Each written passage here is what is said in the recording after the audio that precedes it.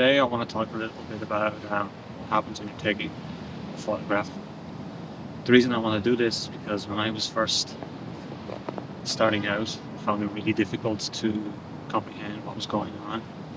I'd watch all these YouTube videos of photographers talking about settings and stuff and what they were using for each photograph, and it was over my head because I didn't understand what was what.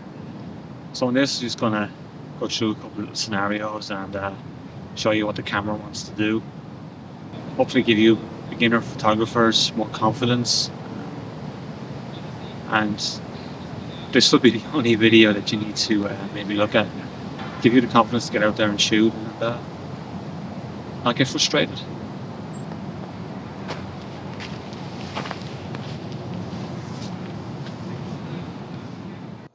Just before we actually get into the main video itself, I just wanted to clarify, in case anybody picks up on it, that I seem to be just talking about the fact that we change our ISO settings and our shutter speeds to get the exposure we want.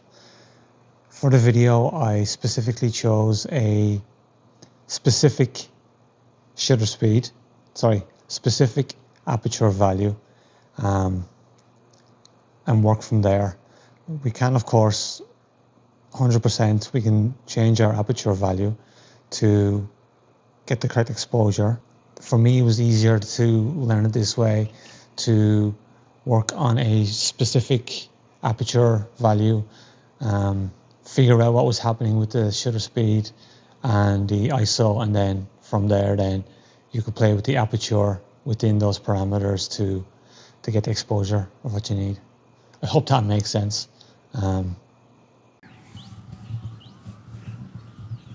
Okay, so here we have Simon in the trees. I'm currently on full auto at the moment, and it's giving me readings of ISO 400, aperture 2.8, and a shutter speed of 1/250th of a second. Now, I would expect the ISO to be about 400 because we've lost light and it's not as bright as it was. And we're at 2.8 because of that fact as well, that the camera is focused on Simon in the trees and it's working out what it thinks is the best settings. And we have a shutter speed of 1/250th of a second.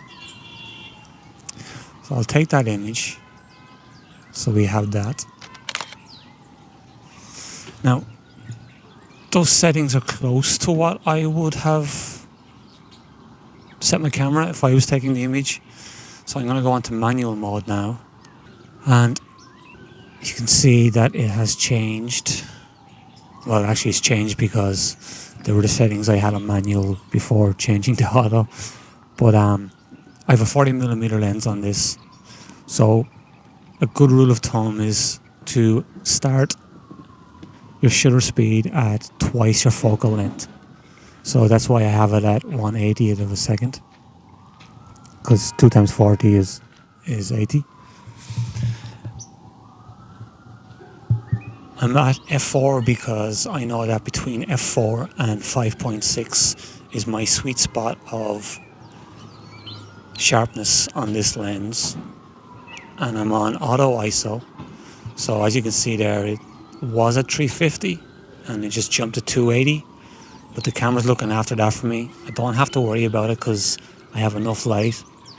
I'm not worried that I'm going to be in the realms of high noise levels, so I'm going to go ahead and take this shot for you.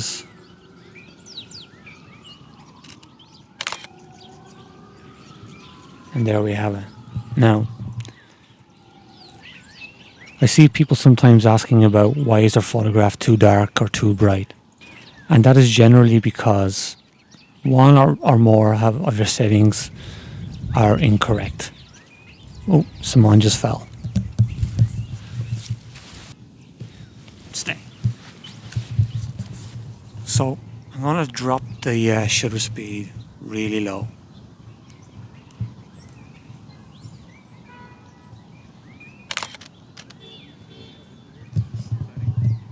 So, as you can see, I'm at 1/3 of a second, which is way too bright. My ISO is still at 100 and I'm still at f4. So if you're a beginner out there and you're finding that your images are too bright like this, chances are it's your shutter speed is way too low. So if I now go back to a respectable shutter speed, shall we say, and if I crank my ISO,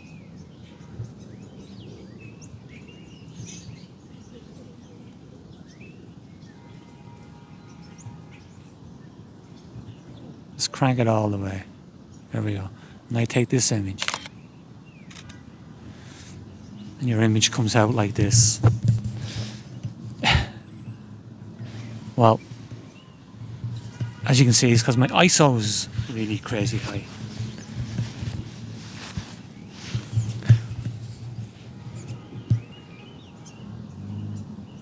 And let's put that back. Oh, wrong way.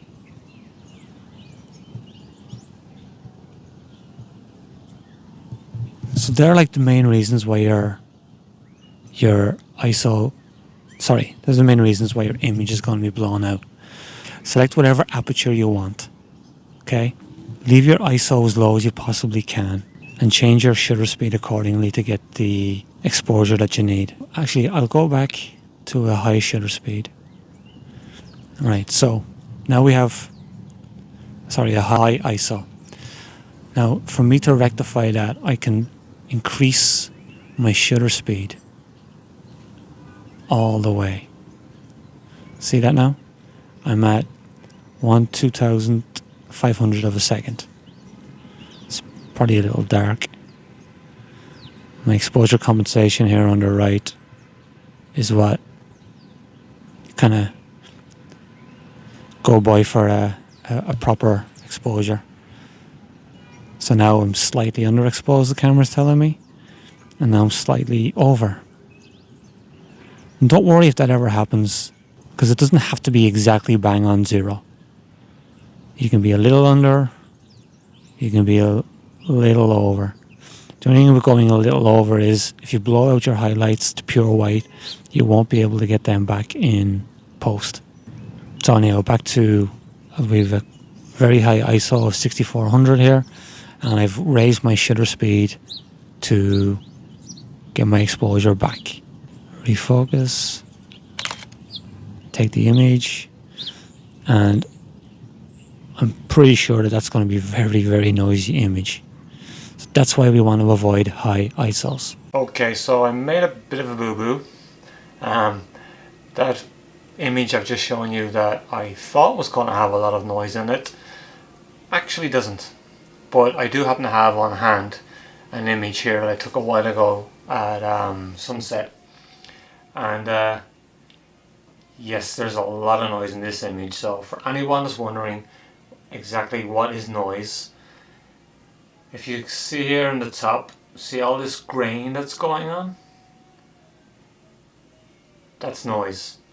It is throughout the whole image, but it's just showing up more in the sky. And if I zoom in,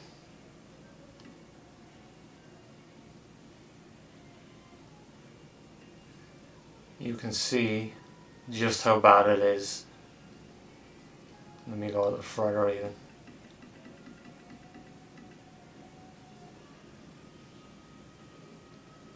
So yeah, looks lovely, doesn't it? But so that's basically why we strive to keep our ISO as low as possible, because when you have a high ISO, it lends itself to creating this in your images. There is software that you can use to reduce it. I don't do a whole lot of it, maybe very slight amounts every now and then, but you're better off trying to avoid it in camera as opposed to post. And that's what that's what noise is in your images. One of the types of noise in your image. There's many more which I don't know enough about to talk to you about. Anyhow, enough rambling, on with the rest. So during the day, in bright conditions, keep your ISO nice and low. I'm going to go back to 100. Adjust my shutter speed back down.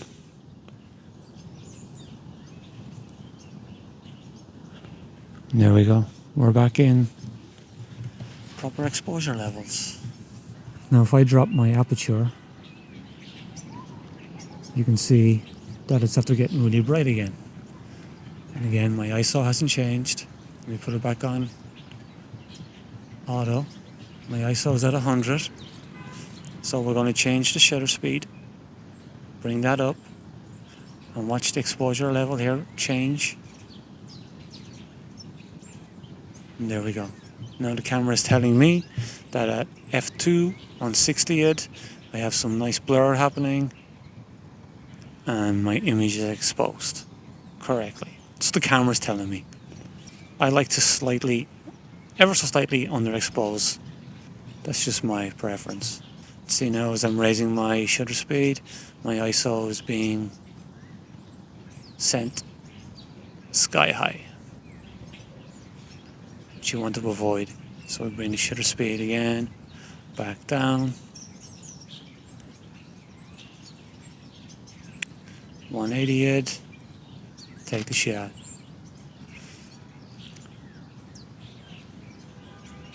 Let's say we want to get all of or most of the image sharp. So then we're going to raise our aperture. I'll go to f11. As you can see there now, there's more of the image. This branch, where is it? Here is going to be a little out of focus regardless. And that's due to the fact of the distance between the camera and it. But as you can see, it's much more of the trees and stuff are in focus now. My ISO has gone up to 4000. That's because I have made my aperture number larger, which means I have narrowed the aperture, which lets in less light. Now, if I want to bring this ISO down, what I would have to do is, well, if I want to take it at f11, I have to decrease my shutter speed. So if I bring my shutter speed down, you can see that the ISO is coming down. Now the problem with that is, let's say I want to get it back to ISO 100 just to, right, it's telling me now that I need to have it at 2.5 of a second. 2.5 in a second? That doesn't sound right. And if you're hand holding, that's not going to work because you're going to have way too much shake. I'm on a tripod, so I'm able to take that. Now similarly, if I'm at f11 and I want to be able to hand hold it,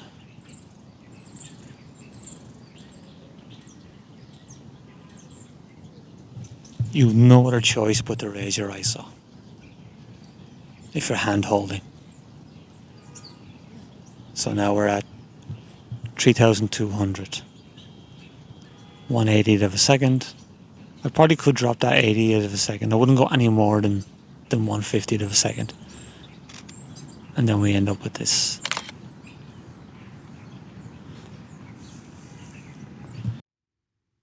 So here in these 4 images, I just wanted to go back to what I said about changing your aperture to get the correct exposure. And while you can do that, I just wanted to show you how that affects your image.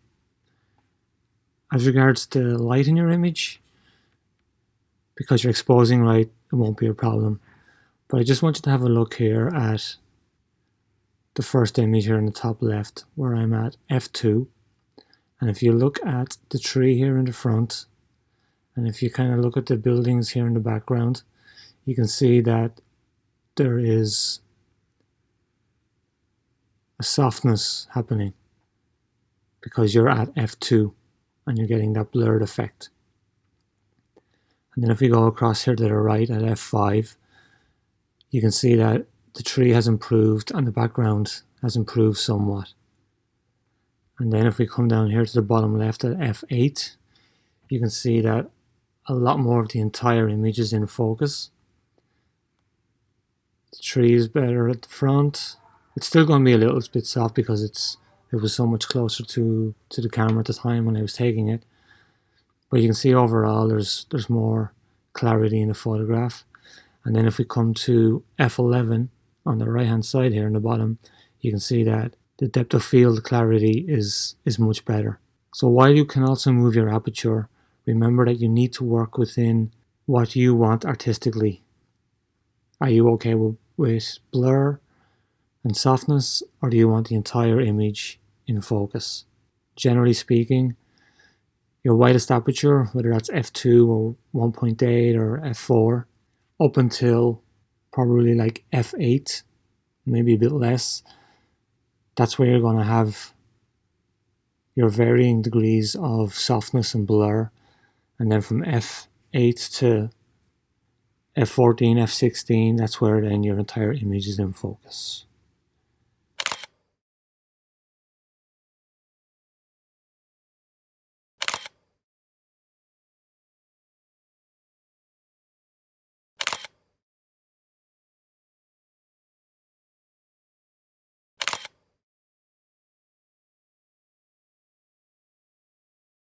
So at the end of the day, we want to keep our ISO as low as possible to avoid noise. And you can test your camera for noise levels by taking a series of images at high levels, high numbers, and having a look at them, zooming in, and see if you get bad noise. Because you can also set your camera on auto ISO to not go above a certain number. So if you're still here, folks, thanks a million for watching. I hope I made sense to someone at least. I set this channel up because, well, partially because I wanted to try and help people, because I know how hard it is when you're starting out as a beginner photographer. I know the exposure triangle can be very tricky to learn. It took me a long time.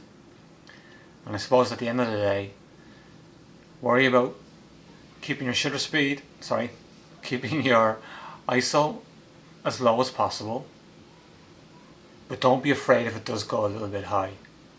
Just know what your camera can do and know what your upper ISO levels are before noise kicks in, so that you have it in your mind when you're out. And then pick your aperture and use your shutter speed to compensate for the exposure.